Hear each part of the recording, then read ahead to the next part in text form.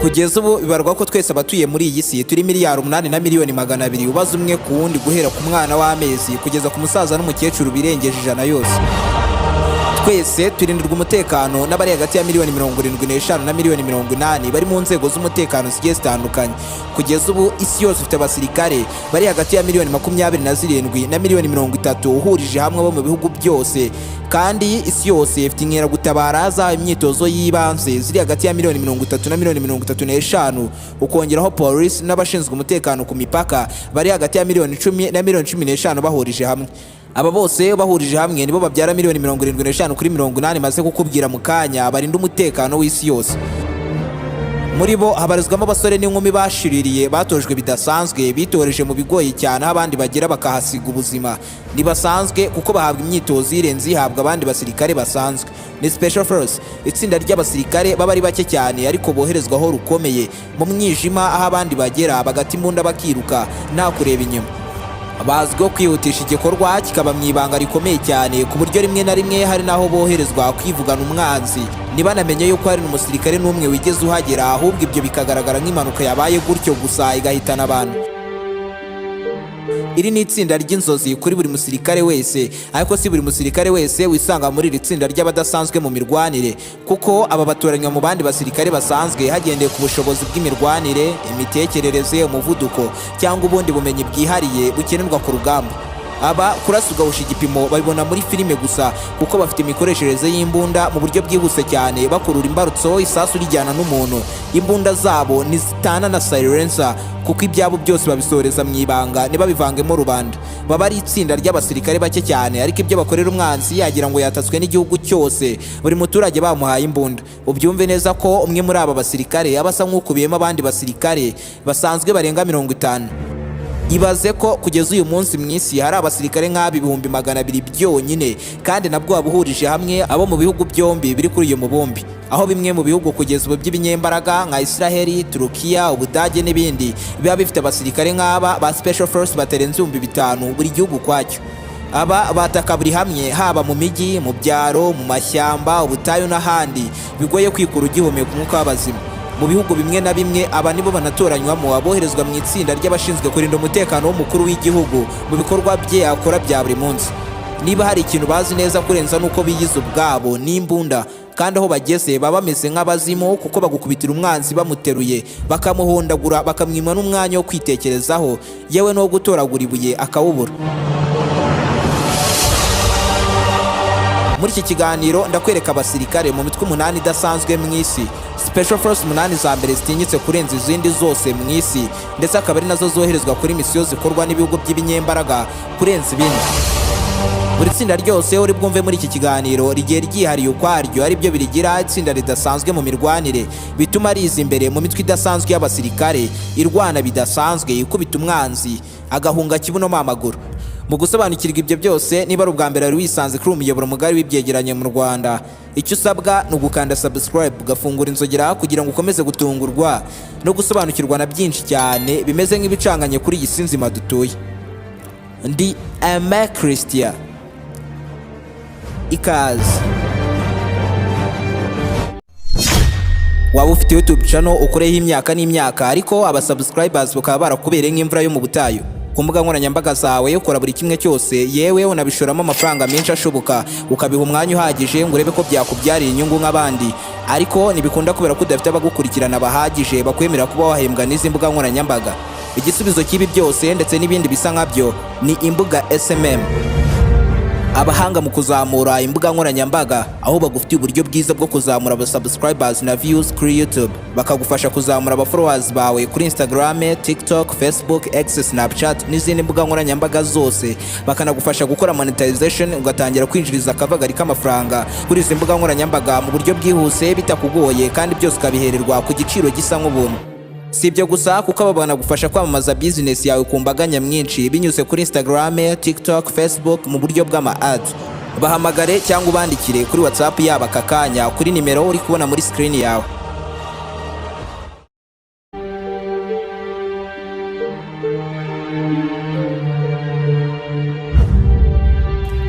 Duhereye ku mwanya wa 8 turasanga JW Graham, Special Force mu gisirikare cya Poland. Ubundi Poland ni igihugu kibarizwa ku mwanya wa 21 ku rutonde rw'ibihugu bifite igisirikare gikomeye mu isi hose, aho bamwe bajya batekereza yuko igihugu nka Poland gifite imbaraga nke mu bijyanye n'ingufu za gisirikare.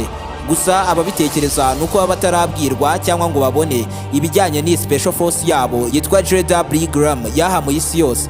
Ni itsinda ririmo abasirikare badasanzwe bari hagati ya 300 na 500 bonyine, ariko batitije isi yose. Ubyumve neza ko bajya banitabazwa na Leta Zunze Ubumwe za Amerika ngo babasoreze ibyabananiye bashaka gusoreza imahanga bibaye mu ibanga hatajemo izina ryabo Amerika. Aba bakora ibikorwa bya gisirikare mw'imbere mu gihugu, bakoherezwa mu bihugu by'imahanga rwihishwa kwivugana umwanzi. Ni JW Graham abazwiho gusoreza ibikorwa byabo mu mwijima, bagahangana n'iterabwoba ndetse no kubohoza imbohe mu ngeri zigiye zitandukanye ziba zashimuswe. Bahabwa imyitozo idasanzwe ikarishye birenze ibihagije, basoza barashiririye. Nk'iyo bari kwitoreza mu mazi baba bagomba kumara iminota irenga 2 bahagaritse umwuka nta guhumeka, kandi urutoki rwabo ruri mu mbarutso. Aba ubona baba barabaye nk'inyamaswa ntacyo batinya, kandi batakira ku muvuduko urenze uhagije. Bose ko babona baba barabujijwe kunywa inzoga ndetse n'igisangazo. Umwanya munini wabo bawumara bitoreza urugamba rugoye, kugeza n'ubwo umwe muri aba basirikare niyo yaba adafite intwaro akisanga ku rugamba, n'ubundi ibyo yakora byaba bihambaye cyane, kandi yava kuri urwo rugamba arutsinze.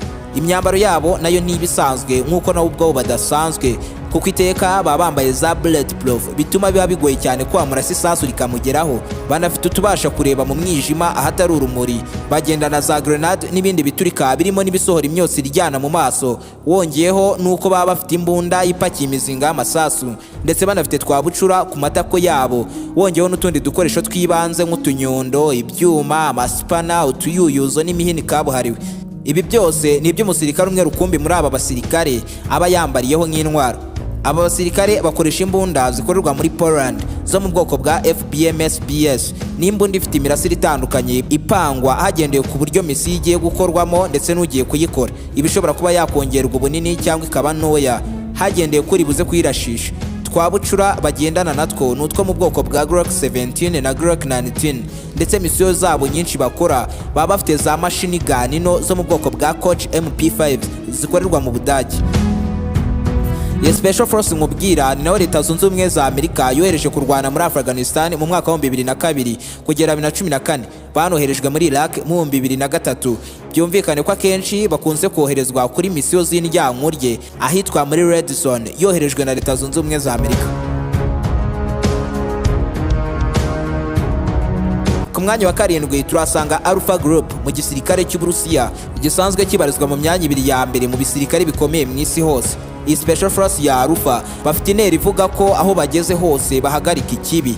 Intego yabo ni ugusiba burundu ikibi n'igisa nacyo ku ikarita y'isi. Boherezwa kuri misiyo batarenze 12 bonyine, bakakurasira umwanzi kakahava, cyane ko ku rugamba badahusha igipimo, kubera ko baba banafite n'ibifaru byiza by'urugamba n'indege zijugunya ibiturika ku butaka ndetse no mu nyanja.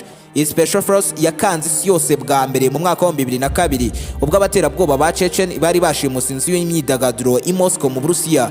Icyo gihe Alpha Group yahamagawe ngo ize gukemura iby'icyo kibazo. Ihageze ntabwo bivuganye umwanzi gusa, ahubwo banabohoye abarenga 100 bari bashimuswe nk'imbohe n'abo baterabwoba. Iyi ni imwe mu mpamvu rero iyi Special Force uzabona kenshi hashyizwe imbere y'izindi zose mu kugarura abantu cyangwa ibintu byashimuswe. ni itsinda ry'abasirikare b'Abarusiya bafite imbaraga, ubwenge no kutagira umutima w'ubwoba na buke. Baba barahawe imyitozo irenze ikakaye ku buryo niyo bakwisanga ku rugamba nta ntwaro bafite barokoka kandi bagasoza urugamba bivuganye mwanzi. Bafite imirwanire ibangutse kandi bagafata umwanzuro byihuse, bituma gusiba icyaha n'abanyabyaha biborohera cyane kandi bikabatwara igihe kitageze no mu masegonda. Abajya muri iri tsinda ni abakurwa mu gisirikare cy'Uburusiya mu ishami rya FSB, ni Federal Security Service. Aba ni nabo banavanwamo abajya kurinda umutekano w'umukuru w'igihugu cy'Uburusiya, Perezida Vladimirovich Putin. Aba bahabwa imyitozo ikakaye kurenza iy'abandi, bitoreza guca mu bishoboka ndetse n'ibidashoboka, kurashisha intwaro zose mu buryo bwose bushoboka, guhangana n'ibiturika no gupima umwanzi mu cyico nta rusaka ateje. Imyitozo ibisaba imbaraga nyinshi cyane ndetse n'imitekerereze yo hejuru.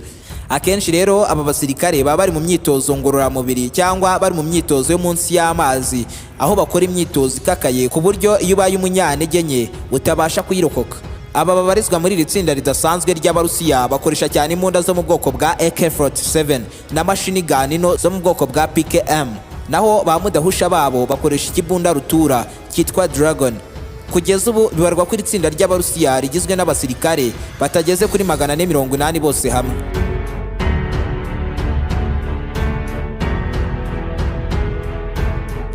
Sayeret Matiko Special Force mu gisirikare cya Israel nicyo dusanga ku mwanya wa gatandatu mu mitwe idasanzwe y'abasirikare yaha mu isi yose. Abahanga bavuga ko iyaba isa ari umukino, ngo Israel nicyo gihugu cyaba ari umukino wa nyuma umwe uba ugoye cyane yuko wawutsinda, kuko ni igihugu kizengurutswe n'abanzi ku mpande zombi, kandi nacyo ubwacyo mw'imbere hakunze kubamo amakimbirane ya hato na hato, ndetse no kuba kiri mu bihugu bya mbere bigabwaho ibitero biremereye cyane cyane nk'ibyo mu kirere. Kuba umusirikare w'icyo gihugu rero nta kujenjeka, nta n'umwanya na muto uba ufite wo gupfa ubusa, kuko bahora mu ntambara zidashira nko muri Gaza, aho iri tsinda ryivugana amagana y'abanzi buri munsi. Ni Special Force yashinzwe mu 1949, bakaba ari abasore n'inkumi batojwe bidasanzwe mu gukora ibikorwa bya gisirikare, aho abandi bafata nko mu kuzimu. Aba nibo bakoze operasiyo yabaye ikimenywa bose maze igakanga isi yose. Ni ku itariki 4 z'ukwezi kwa karindwi mu 1976, ubwo abakomando ba Israel mu mutwe udasanzwe w'iyi Special Force wa Sayeret Matiko ubwo bamanukaga mu ndege ku kibuga cy'indege cya Entebbe muri Uganda kuri misiyo yo kubohoza abaturage ba Israel 106 bari bafashwe n'ibyihebe muri icyo gihugu. Iyi Special Force ni nayo yivuganye Abu Jihad wari ukuriye abanye-Palestine. Ni misiyo bakoreye muri Tunisia mu 1988, ndetse no mu mwaka wa 2006 aba basirikare bangije bikomeye ahakorerwaga intwaro kirimbuzi muri Syria. Sayeret Matiko ku iterabwoba barebaho, naho kubohoza bafashwe n'imbohe n'ibyihebe byo ni nko kunywa amazi. Ni abasirikare baba bazi indimi nyinshi ku buryo nta gihugu na kimwe cyabagora kugikoreramo misiyo yabo, ndetse umwitozo wa nyuma aho usoza ikosi rikorwa ngo winjire muri uyu mutwe udasanzwe w'abasirikare ni ukugushimuta bakagutocaringa ngo barebe ngo ni ibiki umubiri wawe nawe ubwawe mushobora kwihanganira gucamo. Ibi byose ni bituma buri musirikare wese uba muri iri tsinda aba ameze nka beto nzima. Ndetse mu bikorwa bya gisirikare bakora bakoresha cyane imbunda zo mu bwoko bwa M4 Carbine na M16 zikorwa n'Abanyamerika.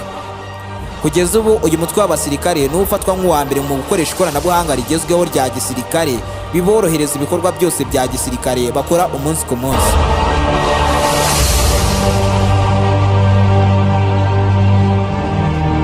Ku mwanya wa gatanu ku rutonde rw'imitwe 8 y'abasirikare yaha mu isi yose idasanzwe Special Force turahasanga Navy SEAL Team 6 yo muri Leta Zunze Ubumwe za Amerika. Iki akaba ari nacyo gihugu cya mbere kugeza ubu mu isi hose gifite igisirikare gikomeye. Byumvikane ko ahari naho dusanga amatsinda adasanzwe y'abasirikare yaha mu isi yose mu guhiga ikibi n'igisa nacyo bakakirimbura.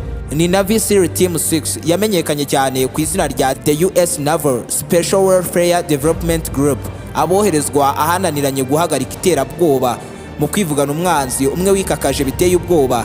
Ndetse kugira ngo umuntu yisange muri iri tsinda nuko aba afite imbaraga n'ubushobozi bwo gutekereza kure kurenza umusirikare usanzwe.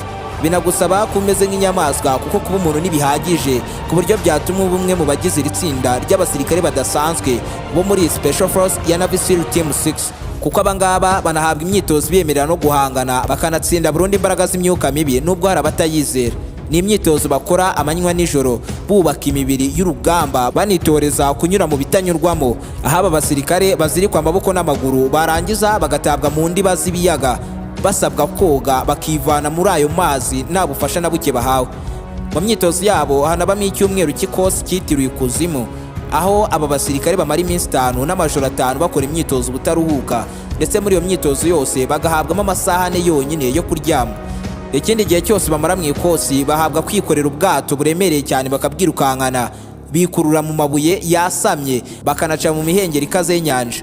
Iyi myitozo byibura 8% kw'abayihabwa birangira bayipfiriyemo, ndetse ku musozo w'ikosi abasirikare bajyanwa ku kirwa cya Alaska, aho bahabwa kumara iminota 8 munsi y'urubura basoza bose bameze nk'ababaye paralize, ndetse abenshi bapfa bamaze iminota 4 gusa muri aya mazi. Ubyumve neza ko abapfira muri iri kosa aba basirikare baba bari gukora ari benshi kuruta abapfira ku rugamba.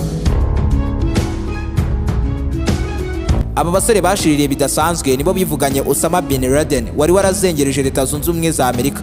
Bamwivuganye mu mwaka wa 2011 muri Bita Band muri Pakistan. None se niba baba batinyitse gutya bakaba batari no muri Special Force 3 za mbere zitinyitse mu isi, ubu ni bande bari ku mwanya wa mbere? Ku mwanya wa 4 turasanga The Frogman Corps yo muri Denmark. Aha n'ubundi house ari iwabo w'indwanyi zidasanzwe zabiciye mu myaka yashize z'aba Viking. Iyi Special Force rero nayo igereranwa nk'aba Viking b'iki gihugu bitewe n'imirwanire yabo ifatwa nk'idasanzwe. Kugeza ubu ndetse itsinda ririmo abasirikare batarenze 150 bonyine batojwe birenze bihagije bibemerera kudatinya urupfu, bakarwanira mu mwijima ariko bagakuramo insinzi.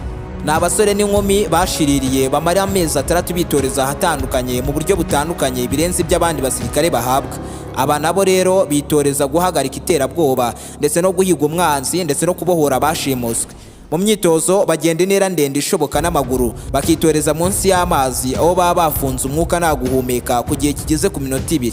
Ni ikosi batangira ari benshi ariko abenshi bakaripfiramo, ndetse n'abandi benshi basigaye bagahita basubira inyuma bitewe n'uko baba babona batabasha kuba muri ubwo buzima, ku buryo hasigara bake cyane nabo baba barabaye nk'amabuye nta cyabakanga. Ubyumve neza ko imwe muri iyi myitozo bahabwa igerwa ibanga kubera ko yahamura abasivile bayirebesha amaso yabo. Iyo bateye rero bakoresha machine gun no yo mu bwoko bwa MP5, kandi nibajya batana n'udupistori duto cyane two mu bwoko bwa 6R P226, ndetse bakanagendana n'izindi mbunda zo mu bwoko bwa HK-416. Aba nabo rero boherezwa cyane kuri misiyo zibera mu mahanga, aho bakunze koherezwa muri Afghanistan boherejwe na Leta Zunze Ubumwe za Amerika.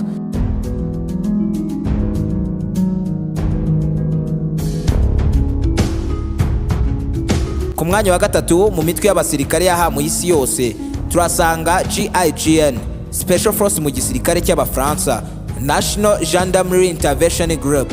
Iyi ni Special Force idasanzwe igizwe n'abasirikare 400 bonyine batorejwe gushyira iherezo ku iterabwoba, kubohoza no koherezwa kuri misiyo zananiranye.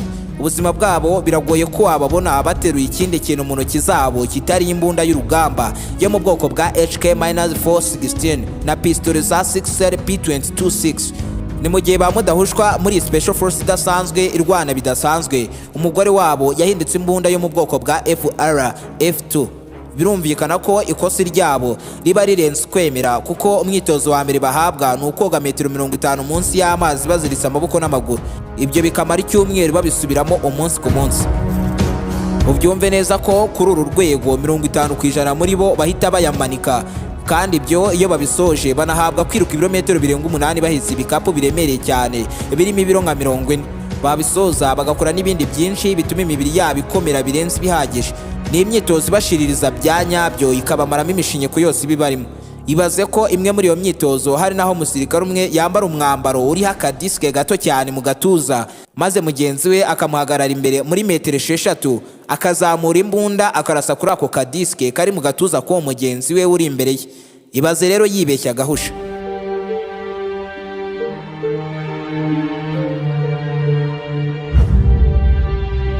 Aba basore n'inkumi mu nshingano zabo ni habamo kurinda perezida w'Ubufaransa, kuko bo boherezwa mu murimo aho rukomeye.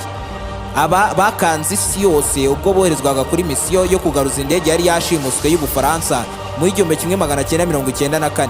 Yari indege Air France 89-9. Aba banabohoje Abafaransa bari bashimuswe n'ibyihebe muri Yemen ejo bundi mu mwaka wa 2010.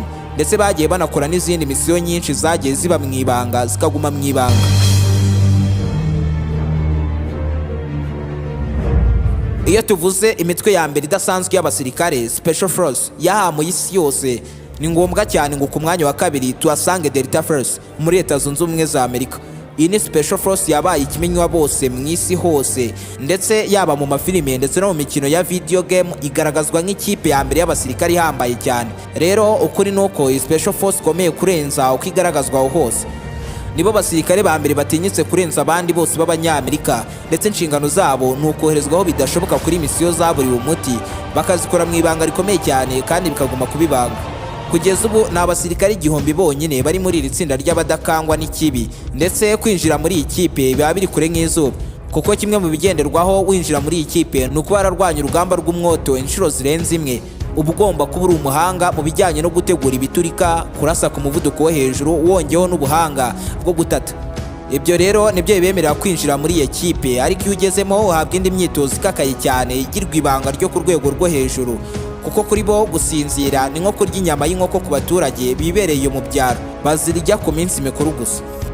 Mubyumve neza ko mu basirikare 100 batangira ikosi, abarisoza abari 5 bonyine bemererwa kwinjira muri iyi kipe. Abasirikare badasanzwe mu mutwe nawo udasanzwe bagiye boherezwa kuri misiyo zo kubohora bafashwe nk'imbohe z'intambara muri Panama mu 1989. Ni nabo bafashe Saddam Hussein mu mwaka wa 2003. Aba bari n'inyuma y'ikipe y'Abanyamerika ya Navy SEAL Team 6 bayicungira umugongo igihe bivuganaga Osama bin Laden muri Pakistan, aho binavugwa ko uwarashe isasu rya nyuma icyo gihe yari umusirikare wo muri Special Force ya Delta Force.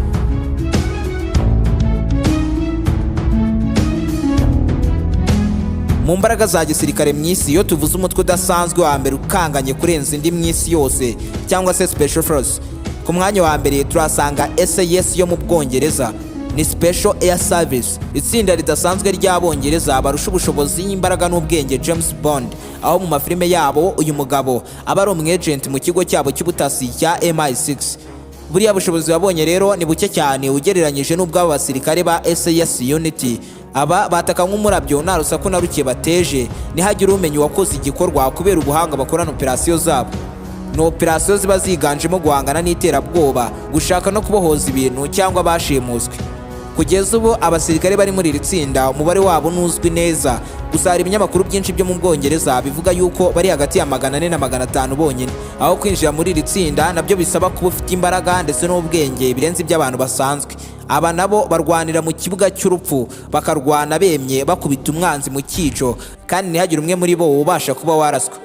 Mu myitozo bagira umunsi ku munsi bagiramo n'imyitozo bitiriye ukuzimu, bamaramo amezi 5 kandi bakayikora buri gihe bahetse ibikapu bipakiyemo ibintu bifite ibiro nka 30 nta kugikuramo paka usoje ikosi ryose.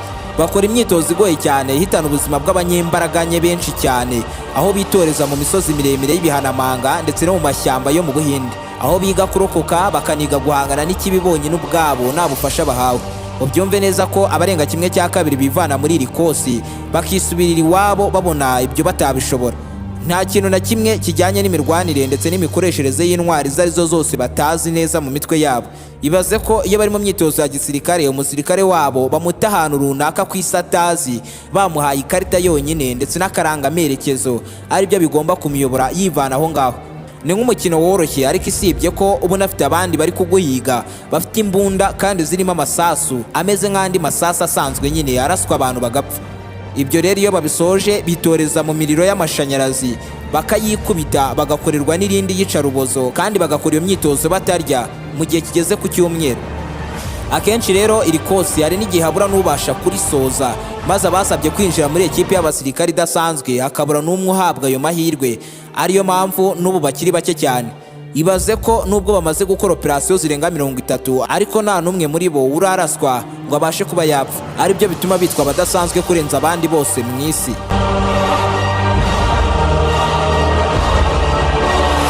Ese abasirikare nk'aba ngaba ku mugabane wa Afurika baba bahari?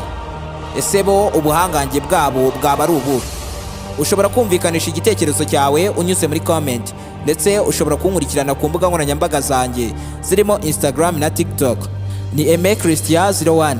kandi nimba ari ubwa mbere wari wisanze kuri uwo muyoboro mugari w'ibyegeranyo mu Rwanda, icyo usabwa ni ugukanda subscribe ugafungura inzogera kugira ngo ukomeze gutungurwa no gusobanukirwa na byinshi cyane bimeze nk'ibicanganye kuri iyi si nzima dutuye. Ndi Aime Christian, naho butaha.